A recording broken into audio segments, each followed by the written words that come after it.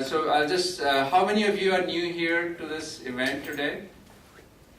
All right, great. So please continue to come to our events and become a member. It's only 30 cents a day. Actually it's 33 cents, but I kind of gave discount. We'll figure it out later on with this. So for those who are new, TiE was founded in 1992 by a group of highly accomplished entrepreneurs and professionals who came from the Indus Valley region, and hence the name the Indus Entrepreneurs. And they wanted to give back to the society, and this country made them so successful, and so they created TiE organization. And since our founding, TiE has grown to over 60 chapters now, and I think 18 countries or 20? 18 countries now across globally, which is really a great accomplishment for an organization which is heavily run by volunteers. All the panelists, they are volunteers. Myself, our chief cheerleader and existing president, Vish Mishra, sitting there. He's a chief volunteer. We have our oncoming president, Venk Shukla. I saw him somewhere. Oh, there he is. Look at him. He's just kind of giving a good view of the whole audience. He'll be he's the president-elect. So all of them are volunteers. A lot of folks you saw at the at the registration desk, they are volunteers, and very small staff here. Right now we have our executive director, Raj Desai, with a small staff. In fact, our former director also, I saw her here today, Kiran Malhotra. She was here for 4 years. So really, let's give a big round of applause to all these folks. They do a great job in bringing out these programs. So TiE seeks to cultivate and nurture the ecosystem of entrepreneurship, as we believe that by fostering entrepreneurship, we can make a huge difference, and that's what globally, and that's what TiE's mission has been since the day of its founding, and it's been continuing to do so. So we have 4 stakeholders in TiE. Number 1 is charter members. Charter members are again a lot of highly accomplished entrepreneurs and professionals. Some of them are here. Can I see some hands? Vikram, you can stop typing. That's Minu's husband, also our moderator. So he's a successful entrepreneur. In fact, I did a My Story session on him in December. His company was bought by Fusion.io. So a lot of these successful entrepreneurs, including like Sakina, and she and her husband, he was also here. He's here. I thought he was leaving. Naveen, and so they sold their second company into Groupon. So if you want to know the secrets, just talk to them after that. But every few years they keep selling, one to Microsoft, another to Groupon. I don't know what the next one is. Right now they are at Groupon. So we have these highly group of folks. They are on an invitation basis. They are invited to be the charter members. And the second constituency is our members. Anyone can be a member. As I said, we just had a discount, 30 cents a day. So you can be a member, and then you get all these wonderful programs and network heavily.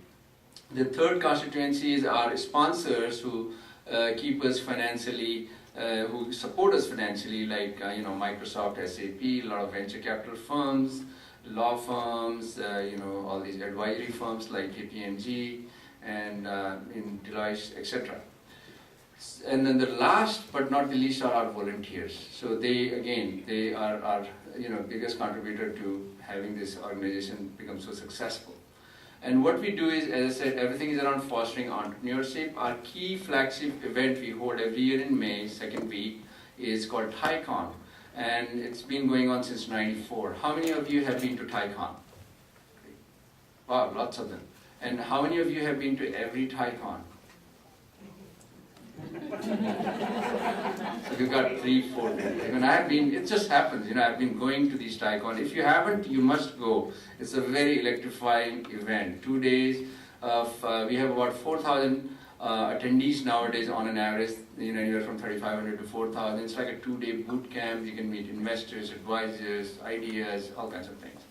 And also, not only that, TiECon last year was recognized as one of the top 10 conferences for ideas in entrepreneurship by Worth Magazine, along with World Economic Forum, TED, and a number of others, so which was really a great accomplishment, especially with the fact, as I said earlier, it's organized by about 400 volunteers who start working on TiECon since like late December, and it's held in May and done very effectively. And so it's really a great accomplishment, and thanks to all the volunteers. Then other events are around industry sectors based on what the trends are and where where a lot of venture capital is going on, where the companies are being formed. So we have industry sectors like social media, mobile, cloud. In fact, we have an event coming on Thursday by Cloud Group, which is organizing one on big data. So if those who are interested, they should come. And then energy as well as life sciences. And then we have specific ones like TiE Women's Forum, and then Economic Growth Forum. Those are other some of the programs we have. Then in addition, last 2 years ago, we launched some new programs. Again, like I said, it's all around fostering entrepreneurship, how we can keep innovating and adding value. One of them was TiE Angels. In fact, Bank is sitting there, he's chairperson for that TiE Angels. And every month, number of companies apply, and with a 3-step screening process, then 3 of them end up presenting to about 50 to 100 investors who show up here, and then one company on an average has been funded. About 17 or 18 have been funded so far, and some of them have gone on to get funded by VCs after that. Then few other events, new ones we launched one was My Story, which is any entrepreneur who has sold his company for 100 million plus or has taken it public over the last 18-month period. So I launched that program last year in March. Every month we have one, first Tuesday of every month. So we have one coming on October 2nd. So, and then the other one is we have a new one again, TiE Pitch Fest, where for 2 minutes, randomly 8 folks are picked up and they can come and give a pitch in front of 3 or 4 VCs and get feedback. We just had one in San Francisco. So we just started having some events in San Francisco also because of a huge entrepreneurial community that's developing there. And then we have also launched recently a VC 101 program where again you can apply with your executive summary, and then our co-chairs pick 8 companies and you can give a 15-minute presentation to a VC and then see if you can impress the VC. So we continue to bring these kind of new programs, and if you have any ideas, please feel free to suggest and contact us. So those are the programs, and then with that, what I would like to do is tell you a little bit about Minu. Minu is our co-chair of Women's Forum, TiE Women's Forum, and there is another co-chair, Rohini. She's not here, she is with NEA, she's a VC and partner there.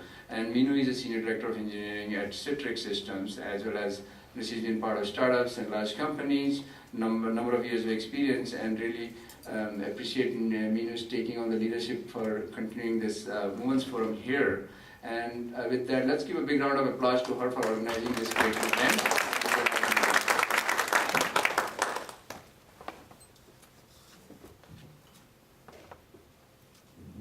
Hello. So thank you all for coming. We really appreciate your presence here. You've come here to hear a lot of wonderful and personal stories for these successful women sitting to my left. So the way we've structured the format for the program tonight is we'll go through some question and answers, and we'll give everybody a chance to answer and give their unique perspective on these questions. What I've asked our panelists here is to make the stories personal, because the more they share the personal stories, the more ahas and insights you guys will take away, and that's really the goal of this discussion here.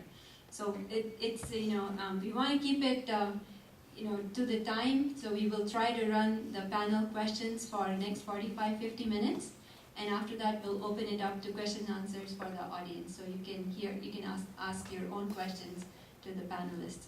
So first we'll start off with introductions to the individuals. What I'd like to do is have the panelists introduce themselves, because that is best, best that you get to know them, getting to know them by themselves and who they are, what they are doing today before we launch into the planned program of question and answer. So with that, I will pass the mic to Pascal Villablanc.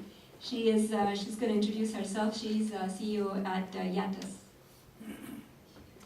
Thank you very much, Minu, and thank you for having invited me in this panel. So I am Pascal Villablanc. As you can heard, I'm from France, and I came in US last year, one year back, and I launched the company Yatis 2 years back after more than 20 years of research in France with the National Institute for Computer Science, where we develop a set of technology, software, and patents around network virtualization and clouds. And this type of technology that I am bringing on the table in Silicon Valley. So I started the company in France, where the cloud is not so developed as here. And we decided to move because it's really a hot topic, and mainly the network virtualization is becoming more and more important in this space. Maybe it's enough, or you want more? I can tell you many things. We'll give you more options. Hi, I'm Susan Preston, and I am the general partner for the CalSEF Clean Energy Fund. And we are a small, early-stage investment fund based out of San Francisco. And we look for investments in compelling and interesting technologies in the clean energy space. We do it at the seed stage. We believe it's very important to provide capital to companies as they are starting out. So we are definitely pre-commercial, pre-customer, do need the prototype and so forth, so we have some proof, but we take a lot of time and effort in analyzing the companies that we invest in, and feel that we've done a great selection of companies with great opportunities.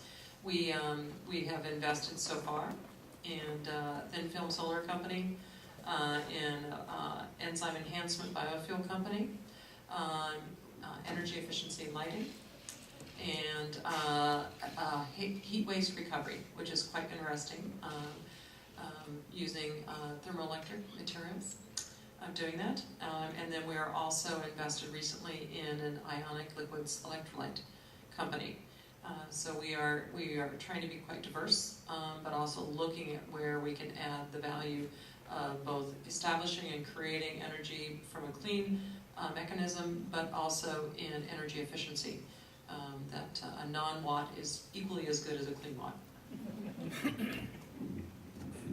Hi, my name is Annie Chang. I'm co-founder of a company called Law Labs, which makes social games. We created one of the largest networks of Facebook games and applications, as well as social games. And some of our largest games include Ravenwood Fair and Raven Sky City. We also merged last year with a company called Six Waves. So Six Waves Law Labs is one of the largest publishers of games on Facebook and now mobile. So we help indie developers bring their games to a wider audience. Hi, my name is Sakina, and I recently co-founded a company that was acquired by Groupon, and you guys already know that.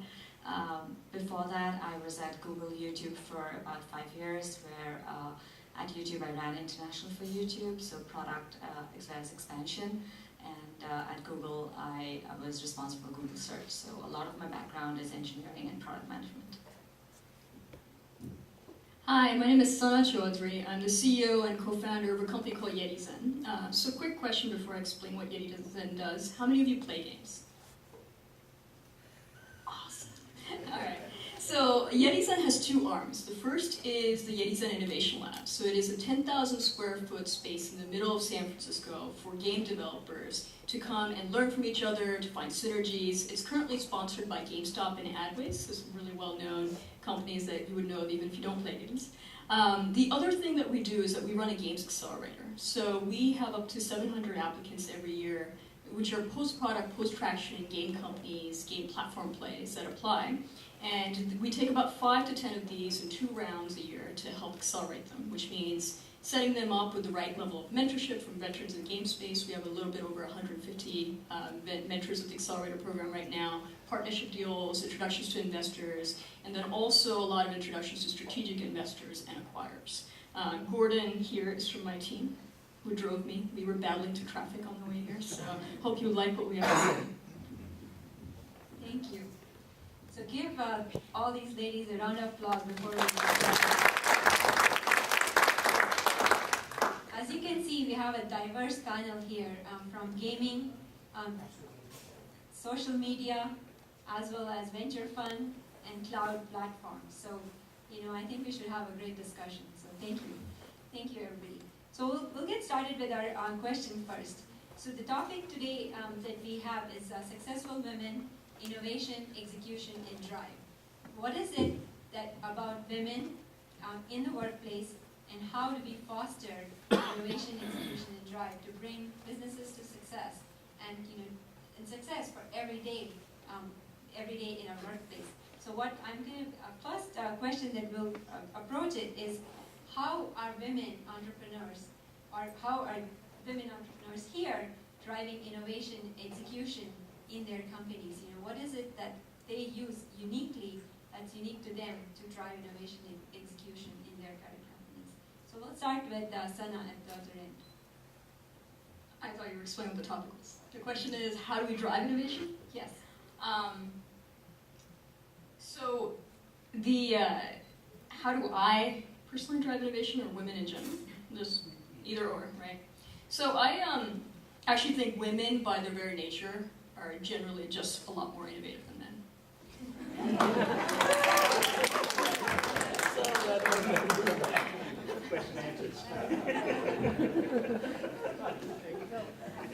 Do you want more of that answer? For next 2 minutes, so you can be silent or more suggestions, or that's good insight. Why would I say women are more? So, actually, let me revise that. I just want to see your reaction. In general, women grow up in a very, very different social environment and socialize very differently than men. So unless women have played contact sports, by the time we get into business, there's so many things that we actually don't know about how business works, right? The locker room mentality, which social dynamics, just of what's working, right? Now, rarely and once in a while, there are women such as myself and probably most of the panelists here who are very passionate about their vision of what they want to create in business. We're so passionate that we're okay with the fact that we actually don't understand the locker room mentality, and we'll figure it out, like, we may not understand it, but hey, we'll just keep going until we figure it out. So what ends up happening is, in those situations, is that every woman in that type of role is actually not doing one, but two jobs. One, she's actually like understanding the locker room mentality and how to use it to achieve things in business. And the second part of it is that she's still using her very feminine ways of like creating and thinking about ideas and how to make something work in a situation where you may or may not have all the resources you need. So that combination, I think, is a very, very potent combination, and it ends up meaning that those who figured out that recipe for themselves end up being more innovative than men in a similar situation. I second that. So I think that was a great answer. And I think one thing I'll make it more about myself. I think two words that one thing that really I absolutely carry forward from what she said is passion. And I think, just because of the novelty or the foreignness of having a woman, and this is changing a lot everywhere, but I went to engineering school in India. There were 6 girls in a class of 75 boys. They would tackle you, because guys don't really get it. Like when they're 15, they kind of just understanding that you're different. And, they haven't tried to, take you out yet. So I think you kind of get used, whether it's the novelty of like this woman amongst your midst or whatever it is, of a different thinker. People don't know how to react to you, right? And that's something that most of us at some point or the other have faced. And I think that puts the burden, or I would actually say that's probably instills more drive a lot of times in the women who want to make it happen. And the way my approach has been, it's really about just pushing my agenda, right?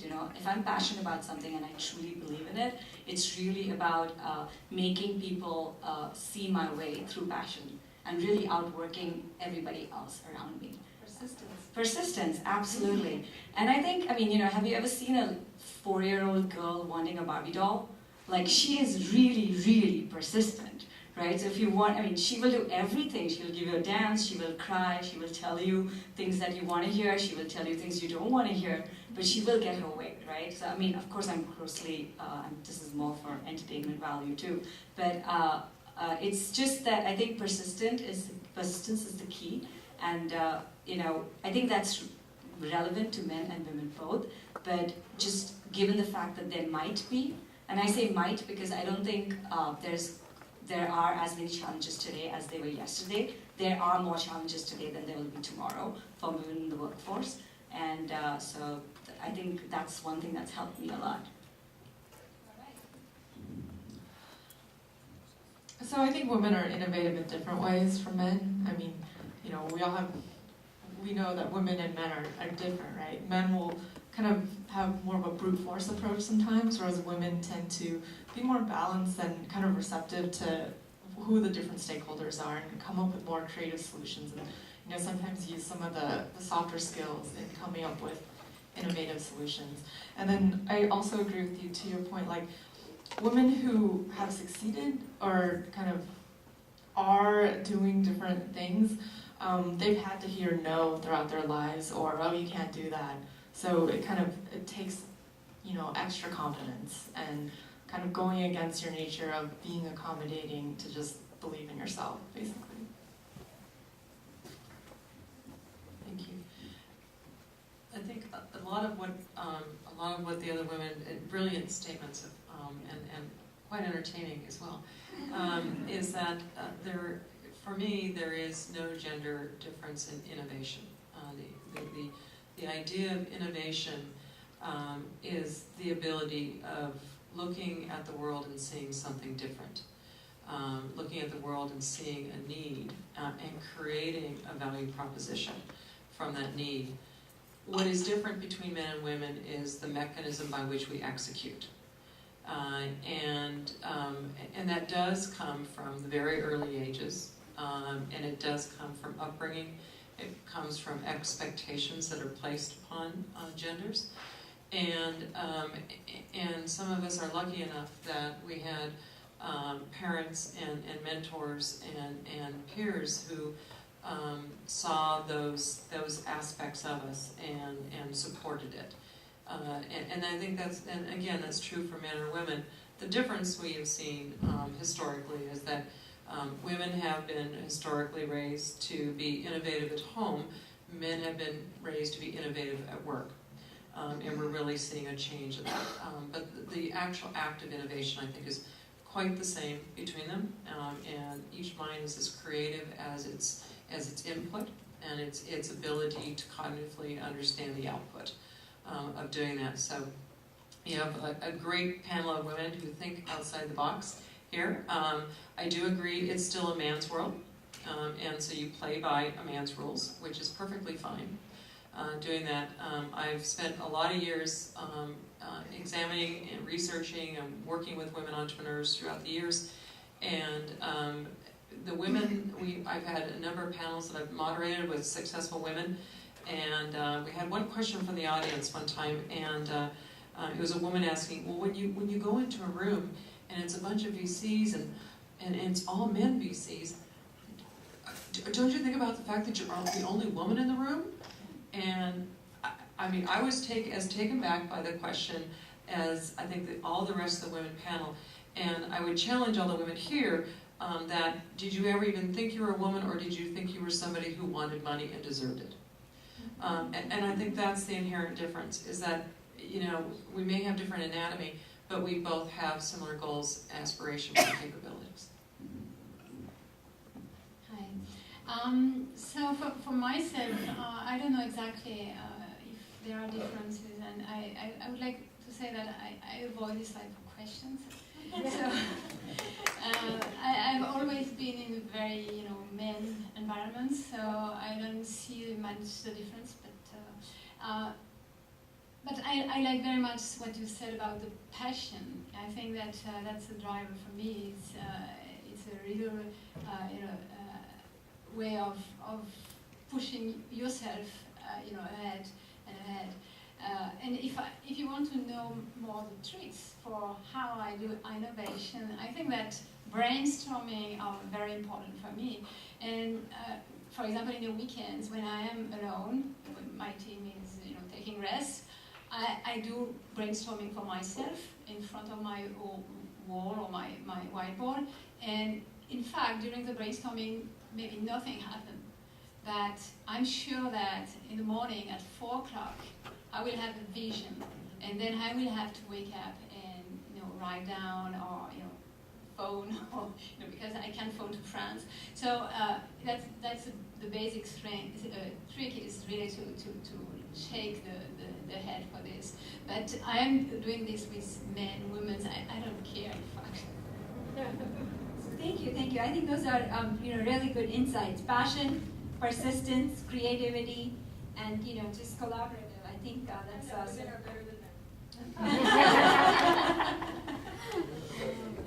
So I think, Pascal, you're actually going into the next segment of how do you do the innovation, right? So we have the next question is, how do women take innovation to the workplace? How do they achieve the corporate goals and solve difficult problems? So, yeah, so in terms of, I think execution, you mean, how do you do it? To drive and mainly pushing people to be passionate with yourself, because it's a question of team, and that's why I'm very, I am enjoying a lot in this space. That is a business adventure, but for me it's mainly a human adventure. So it's meeting people, it's really understanding new ways of thinking and doing the same type of things. So it's really building teams, finding the right people, and building this puzzle which makes things happen. And so my real concern is to find the right people to always talk to the people I am hiring, for example, to be sure that we will have this different point of view which will make things different and happen, and having different skills together. So maybe sometimes I feel like a mother for driving the company, and I am expecting that all the people around will push me away and can be autonomous and do the work themselves, so I can take rest. Sorry. Risk and rest. Yes. Little rest, lots of risk. Yes. Yeah, I like it. I think the collaborative nature, the teamwork is really important. I think that's very much often a hallmark of women, because of the nature.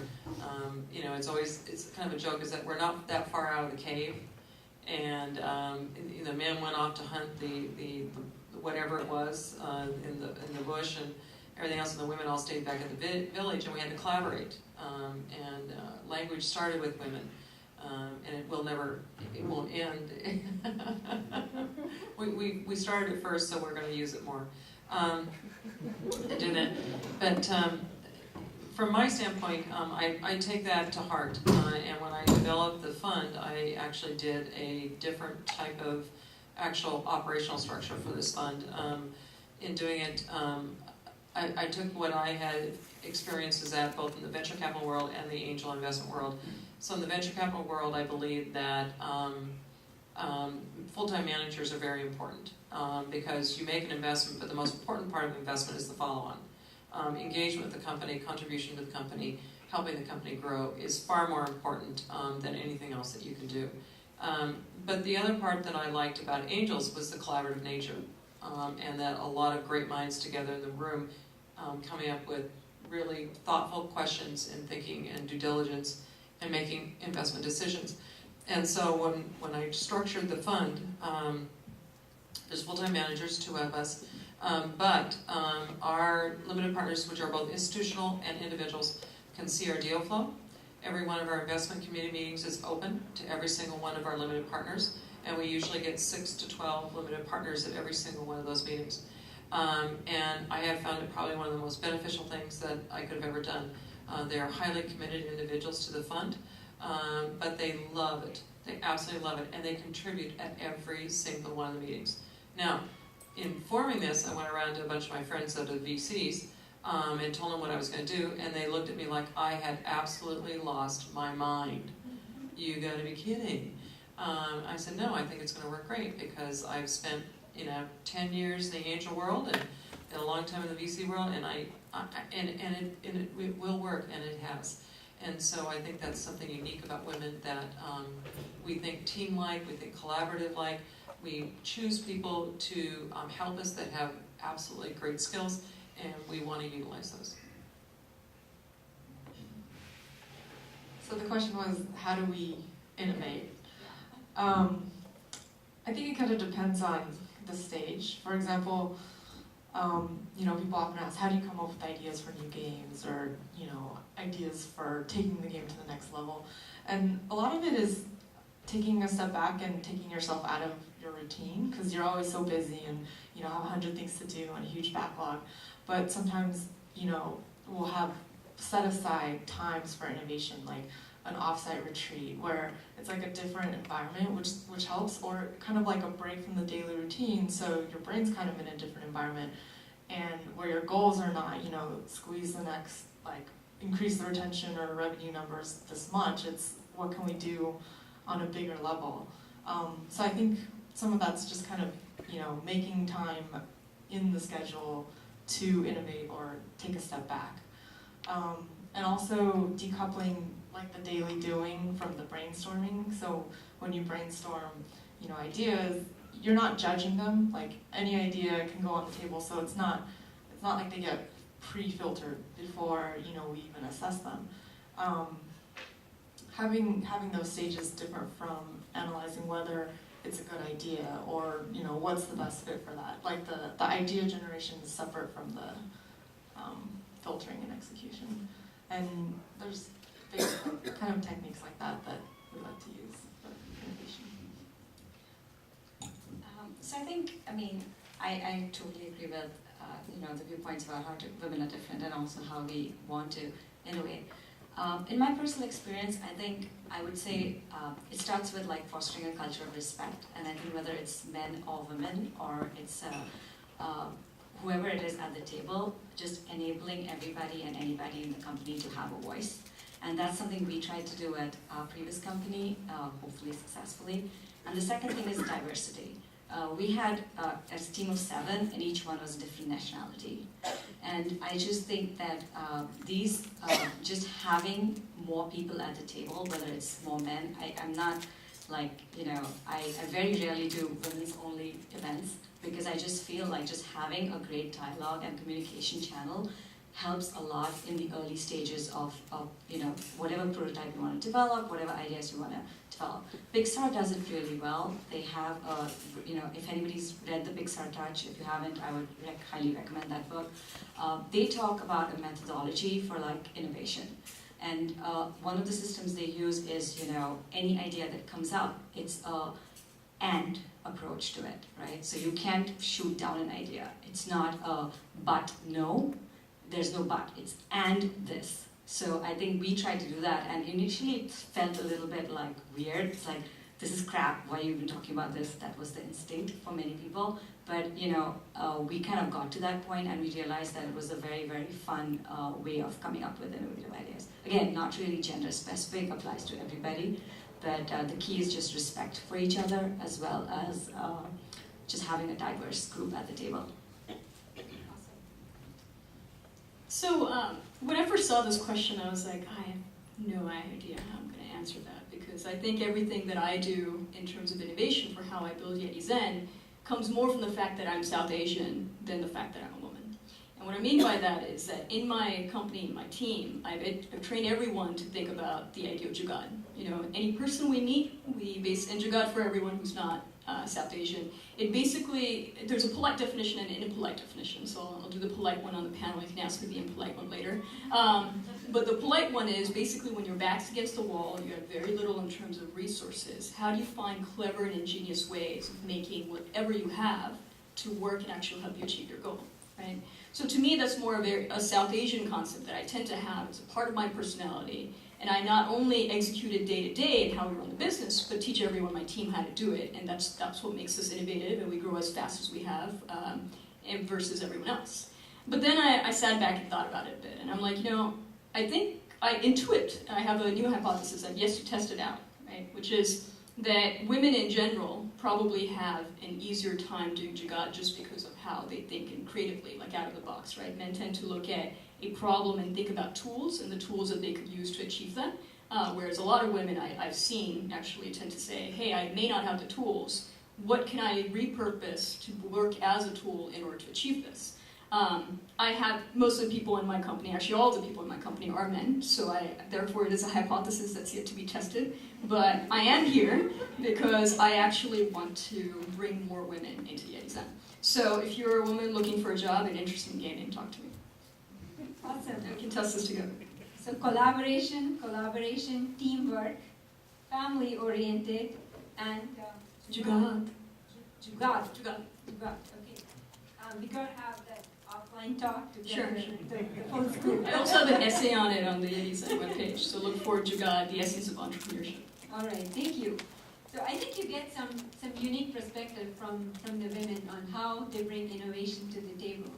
And you probably go home and say, can I apply this? Remember, our phone numbers are available in email, so you can call us back if you can't quite figure this out. So awesome, thank you for sharing those insights. So now, being women, often we are asked, you're juggling so many things. I think Sana already kind of pointed to that. It's like I have so many things going on. I got to keep it all straight, in different ways. So I want to give them a chance to reflect on what is it like to be, a woman juggling multiple things. Some maybe juggling more than others, depending on where you are in your career and life. So we'll get some perspective on that, starting from Pascal. Thank you. So for juggling, in terms of a woman, I have to say first that I have 3 children, in fact 3 teenagers. And when I decided to come to US, my husband was, owning a recording studio in France, and I said, we have to move to Silicon Valley because my future is there, and the future of the company is there. And I come to the children and I said, we have to move. So I think it was really a big deal for making all these people convinced to come here. So it's not just everyday issue to solve, but also persuading people, my family, to come and so on. And now when we arrive here, it seems that things become very, very easy. I don't know why. I was really struggling when I was in France, and suddenly everything ran very well. So the teenagers are completely autonomous and very well here. So I'm quite very free for doing what I have to do. So they know that they came in the US for the success of the company. So it makes things very easy for me, and my husband is helping a lot. So I think that I have to thank him for this, and I can concentrate on the business. So maybe I'm very lucky. I don't know which type of mirror. She was a good husband. Yeah, I can present him to you. I think it's very important to think about Having supporting spouses is key to success. How many of you have that? Men and women, please. That's right. Thank you. Because it goes both ways. Absolutely. And it is having a supportive infrastructure around you. I have 2 kids that are now 22 and 24, but I've been working since I was 18 nonstop. And I took 10 weeks off of each one of my kids, and if it weren't for the fact that I had a supportive structure and was highly organized and made sure things were taken care of. The nanny was always there, and juggling schedules and travel schedules and things like that it's massive amounts of organization. And I think that's true for anybody, particularly true in a family when you have 2 separate careers going on and raising children and everything else. It's never easy, although Apparently it is. I didn't, yeah, that's good, yeah, that's good. Yeah, well, it's too late now. One just got married, the other one's still in college. So I get rid of one. And so but I think that, you know, and it is, but you also want to be part of their lives too. So I was room mother and art docent and coached one of the teams, the soccer teams, and it just, it's the priorities you create. And what it does, at least from a woman, at least from my own experience, is that there was this order of things as children, family, career, my parents, you know, all this, and then I was down here somewhere, and that's just how it was.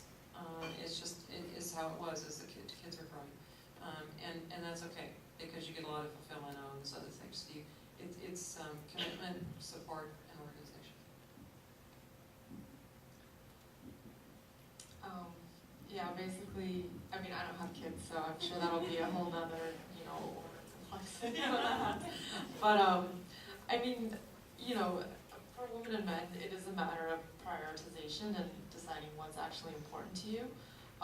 One kind of more recent change that I made personally was, you know, I used to really get caught up in work and be like, okay, I just have to keep working, I have like 1,000 things I need to do, and I'm gonna cut out like social activities and go to the gym.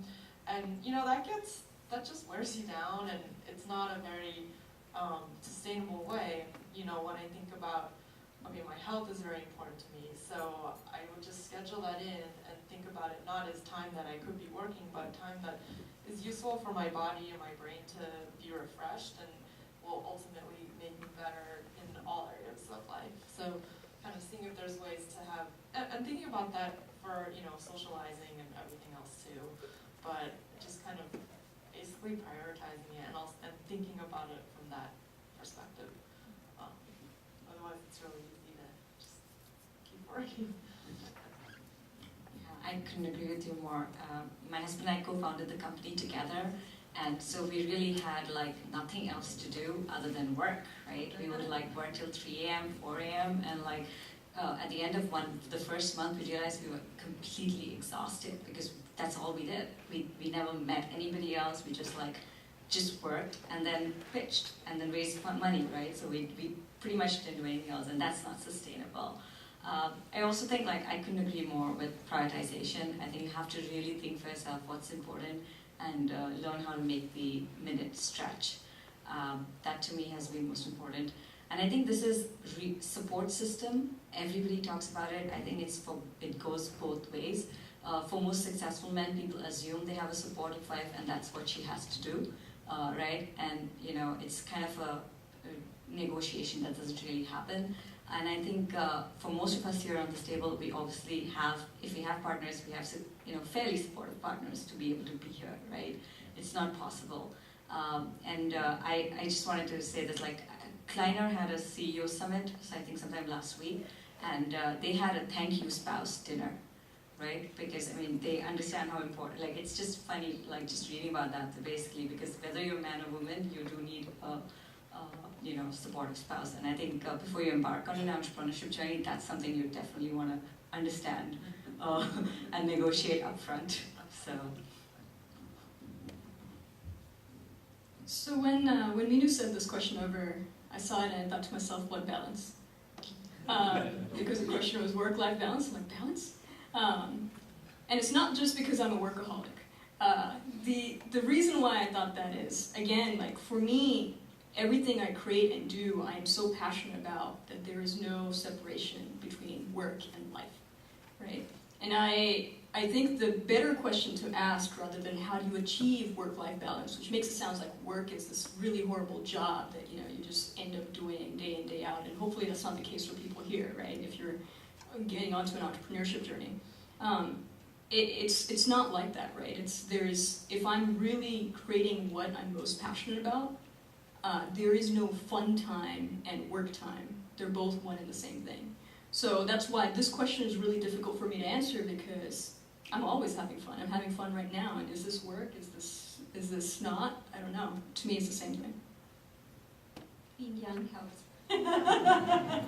Well, I believe, and actually to clarify an earlier thing that you said, to clarify what you thought my comment was not that I'm juggling a lot of things all the time. My comment was that as a woman, you need different strategies in order to be effective at achieving what you want as goals in women in business, right? So I believe that finding those passions minute by minute, day by day, living those. I'm never going to have this question in my mind of where's my work-life balance, because in order to really be effective in anything that I'm creating in my work, I need to take care of other things in my life. So it's not work or life as two separate categories. It's all just me having fun. So you prioritized it that way. I think the prioritization. I don't know if it's prioritization. It's me deciding, hey, what am I passionate about right now? What's the best use of my time? What is going to be the most fun for me and things that's going to increase the quality of my life?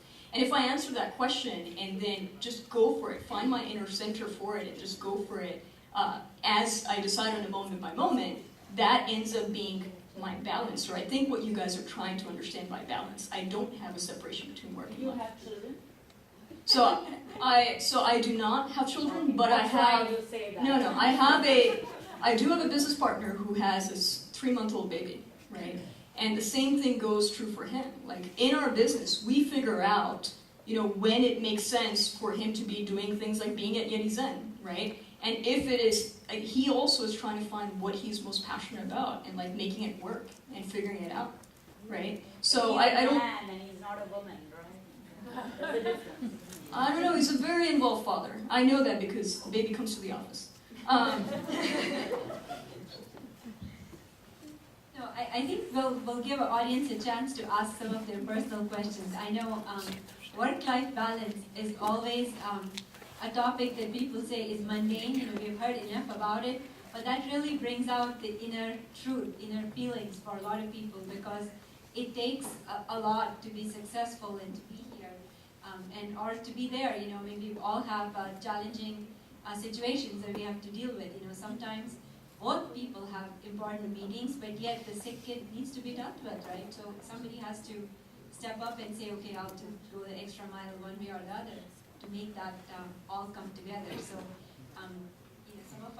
some of us have experienced it, and some of us will experience it down the road, but it does happen to all of us. So My plan is to be so rich that I'll have a 24-hour nanny. You still have to deal with nanny. Okay. Well, how is that different than managing an employee, though? We will ask the question 10 years down the road. How's that? So anyway, I think I have one last question for the women on the table here. So one of my reason for joining TiE is to just give back, right? I mean, we take every day, we use our community, our resources, our world around us, but we don't sit back and say, what can I bring back to the table? So I joined TiE, and I know I had the same conversation with Kiran back in the room. It's time to give back sometimes. So what I have a question for the women on the table is, what are you able to inspire other women around you or in your life? And if you're doing that, how are you doing that? Or if you are not doing that, what can you do about it down the road? So we'll start with Pascal. So I've been, before running the company, I was teacher and also researcher, and I try to get women involved with me, and mainly young women. So that's why in the company I have, a couple, maybe more than a couple of, recently hired women engineers. I think that helping ladies, helping other women to be more confident, because I think the main issue we have with women is they are not confident enough to go inside to the battle and to be more proud of themselves. And so I explain them that they can do this, they have to do this, and I do also this with my girl, my daughter, and so I think that it's mainly pushing the other women, which helps to which helps them to be more confident and go and just jump over the cliff. One of my largest passions in the world, and has been for a very long time, is women entrepreneurs. And I have the privilege of being able to work closely with a lot of women for a number of years now in teaching and researching, hopefully inspiring, and doing by example, of being fearless in how I approached my next opportunity, thinking way outside the box, being creative, and taking huge risks. I started the first all-women's angel investment group in the United States 13 years ago because I saw that women are not involved enough, and I wanted to do something about that. And there is an issue out there. I just kind of want to leave as the last formed question some statistics with you that we still have a long ways to go, unfortunately. Women have a tendency, women are not funded as well. Women entrepreneurs are not funded as well. Far fewer numbers. And in fact, even in the venture capital industry, there are far fewer women, and we have not changed the overall percentage of women in any appreciable manner in VC, and we've only made a nudge in the entrepreneur area. But what I've tried to do through the decades of working with women entrepreneurs is to teach them